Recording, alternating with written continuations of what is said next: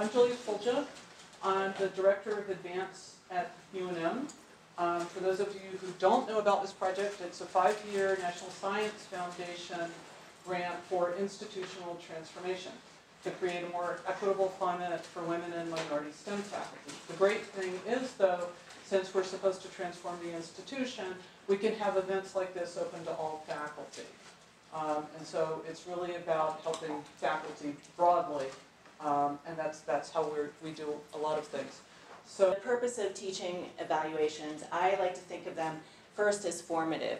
You're going to be working with an assistant professor or another colleague to evaluate their teaching, but to help them develop more fully as an instructor that they want to be. So these letters you're going to write over the years are going to paint a picture of this person's development. And eventually, they're going to end up in their file to get tenure or promotion, and they will be used to make personnel decisions. But I think you should really just focus on helping this person develop as much as you can. Section, probably the more important part. Making and communicating your assessment, I could have called this be honest with yourself, be honest with your reader.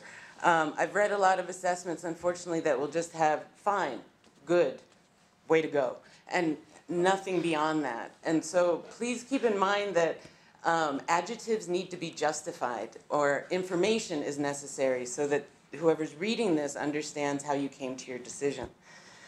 So read as much of the dossier materials as needed for you to feel, and I should put here, fairly confident that you're making an informed assessment. It's relative, right? So you might think, I need to read the whole thing. You really don't.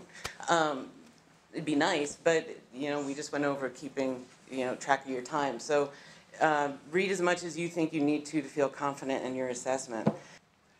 I look at evaluation letters as a method of determining who remains in the department and gets promoted, but maybe in the long term, more importantly, and more generally, it's your ability to shape your community.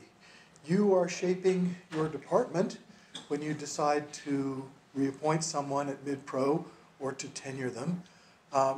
But how you do that, what you write, also influences what the dean and the college think about your department. If every letter that comes out of your department talks about how wonderful the candidate's research is, and then nobody writes anything other than acceptable for teaching, that sends a message how that department feels about the relative value of those two things.